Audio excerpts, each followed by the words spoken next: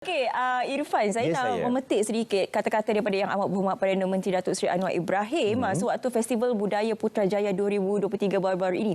Kerajaan akan memastikan pemekasaan ekonomi serta usaha mematahbatkan seni dan budaya berjalan seiring dalam usaha memperkukuhkan jenama negara kepersada antarabangsa. Jadi ini merupakan antara kata-kata yang diberikan oleh Yang Amat Berhormat Perdana Menteri. Jadi kita nak melihat bagaimana sebenarnya untuk kita memperkasakan lagi seni budaya ini seiring dengan kemajuan ekonomi. Dan hari ini Syafiqah, kita bawakan kepada anda semua dua tetamu cukup istimewa. Di sebelah sana kita bersama dengan Tuan Sakrani Syamsuddin, Presiden Persatuan Teater Malaysia. Assalamualaikum, selamat pagi. Waalaikumsalam. Alhamdulillah.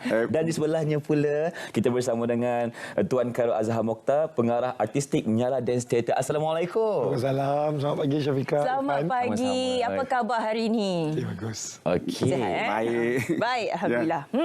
Okey, kalau kita nak memahami sedikitlah mengenai industri teater ini, sebab mungkin ramai yang tidak memahami bagaimana sebenarnya industri teater ini memberikan impak signifikan kepada ekonomi di Malaysia, Tuan. Teater ni sebenarnya merupakan satu kegiatan yang sangat berfaedah kepada negara. Ya. Melalui aktiviti dia, kita boleh menjana ekonomi bukan hanya kepada negara, kepada penggiat itu sendiri.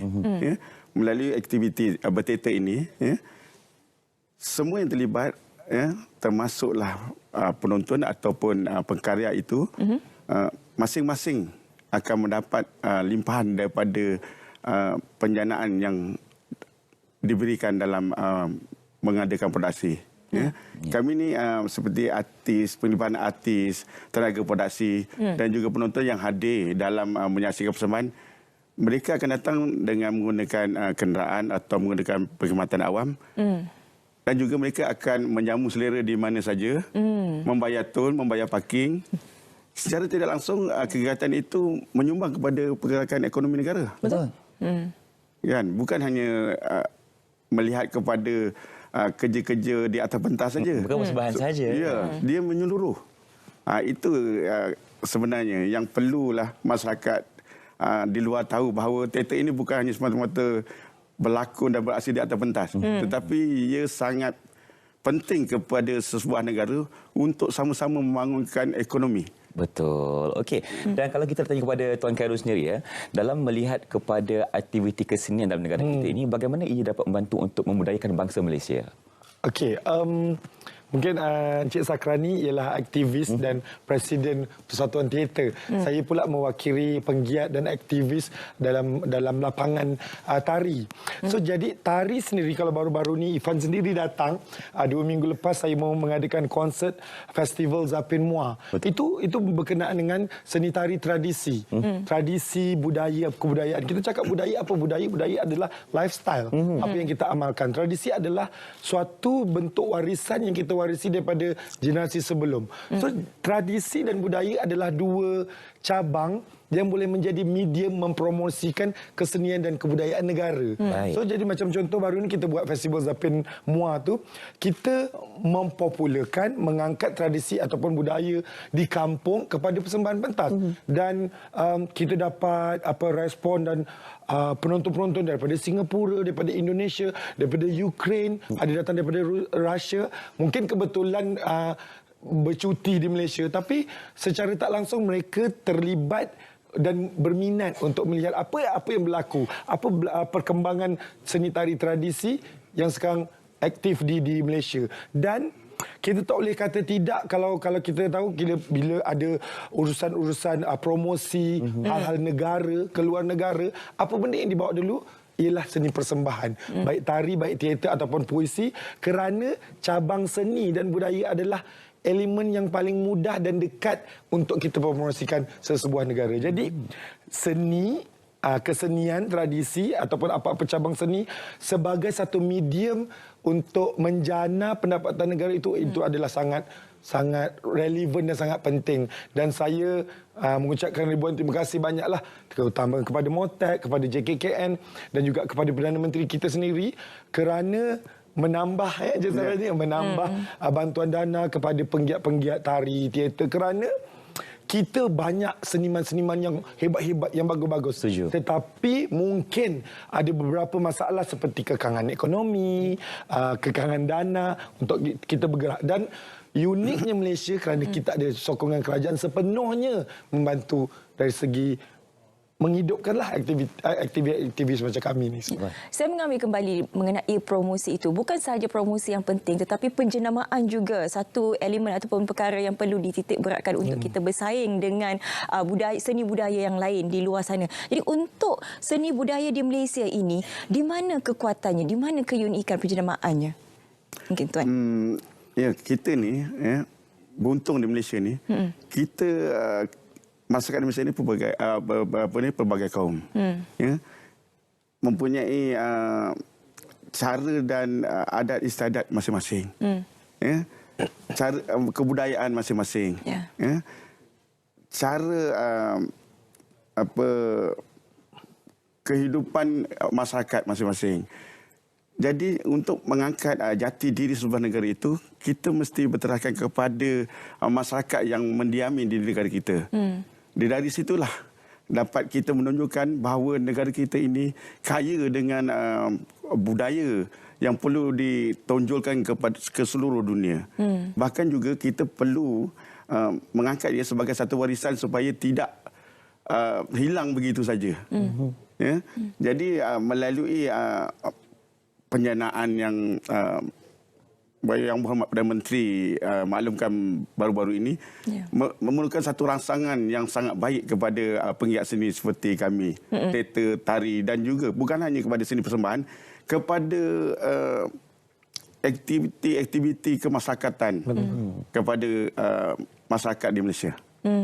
Baik. Dan kalau kita boleh faham di sini sebenarnya seni itu bukan sekadar hiburan semata-mata.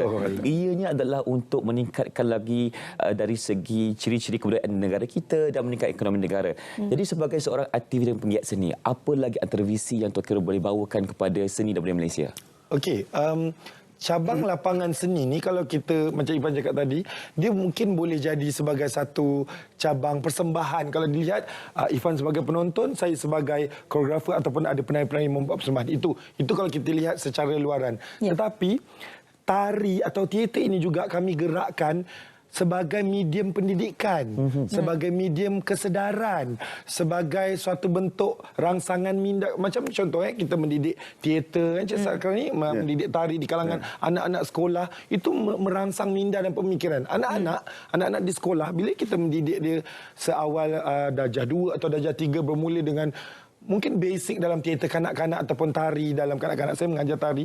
Jadi mereka dididik dengan keterampilan, keyakinan, pemahaman apa itu kesenian dan apa-apa semua. So jadi saya nampak medium pendidikan melalui medium seni sebagai cabang pendidikan adalah satu benda yang memotivasikan. Dan kalau kita nak merangsang kesenian itu berkembang, kebudayaan itu terus hidup, saya rasa dia patut bermula seperti apa yang dilakukan sekarang. Bermula daripada sekolah, kita pun ada sekolah seni. Betul. Jadi benda-benda rangsangan-rangsangan ini adalah satu yang kita nampak dia bukan masa sekarang. Dia akan bercambah, akan hangat di masa akan datang. So jadi kalau saya nak kongsi sikit, setiap kali macam Cik Sakrani baru je tamat Lantai Pinky semalam, dan saya minggu ini pula akan masuk lagi sekali untuk drama tari Si Tanggang, macam mana menggunakan pergerakan tari dalam untuk menyampaikan cerita without any dialogue. So jadi ini medium-medium persembahan dan sambutan-sambutan di kalangan penonton dahsyat. Dahsyat. Boleh kata Cik Sakrani baru cakap saya tadi, tipping kita full house. Mungkin dengan pengaruh teaternya, pengaruh penulisnya, kita punya sastrawan negara Dato' Ismail Zaid. Dan tapi saya juga buat satu naskah baru minggu ini, langsung promote Pan. Silakan. Tari Si Tanggang itu kerjasama dengan JKKN dan Motek, itu dipentaskan di Matic minggu ini. Ialah satu benda yang mungkin dah lama tak dibuat, tapi untuk 3 hari pementasan kita memang on the way sold out lah. So jadi seni ini ada pengikutnya, seni ini juga diberi perhatian oleh kerajaan. Jadi benda ini ada timbal balik, ada tolak dan tariknya. Kerajaan membantu, rakyat respon, dan ini mendidik secara tak langsung macam mana kesenian itu menjadi benda yang sebati kepada rakyat. Jadi orang tak rasa asing. Teater, benda teater ataupun drama tari. Tak pelik lah, tak faham lah. So kerana, tapi kewujudan benda-benda ini semua di samping dia menyemarakkan, dia menghidupkan, menjana pendapatan kami sebagai aktivis dan seniman, ia juga memberi satu pendidikan, memberi satu rangsangan kepada perkembangan kesenian tradisi kita atau teater kita. Kita akan menyentuh mengenai lantai T-Pinky itu sebentar saja lagi. Tapi mungkin ada nak menambah mengenai hala tuju dan juga visi ke mana sebenarnya industri teater ini? Okey, sebenarnya negara kita ni dalam kesenian dan kebudayaan, kita beruntung kerana kita mempunyai institusi yang mengangkat seni itu sendiri, ya, umpamanya di Aswara, ya, di ITM, di USM, ya. Dengan adanya institusi ini, secara tidak langsung, pengamal dan juga aktivis ini, mereka ni terdidik untuk menjadi pakar dalam industri. Dan secara langsung, bila kita ada pakar, kita lebih memfokuskan kepada produk yang profesional. Ya. Dan secara tidak langsung akan dilihat oleh masyarakat dan penonton bahawa produk kita ada produk yang bermutu kerana para pengkaryanya terdiri pada graduan-graduan yang punya ilmu dalam seni persembahan. Okey, menyentuh mengenai lantai T-Pinky. Baru saja tamat semalam. Okey. Bagaimana? Alhamdulillah, sebenarnya ini merupakan satu rangsangan juga buat Persatuan Teater Malaysia. Ya. Kerana untuk 3 hari persembahan, 3 hari persembahan dan juga dipersembahkan sebanyak 5 persembahan, ya, kami mendapat sambutan yang begitu memerangsangkan, ya. Dan mungkin kerana penulis itu dari sastrawan negara yang sangat dikenali dan dihormati, sastrawan negara Datuk Seri Ehsan Mat Said, dan juga kita juga ada pengarah yang hebat iaitu Dr. Rosmina Tahir, dan juga kita ada penerbit Saudara Rohayatan. Jadi hebat semua Rohayatan. Selain kita menampilkan pelakon-pelakon memang yang terdidik daripada pendidikan seni. Ya.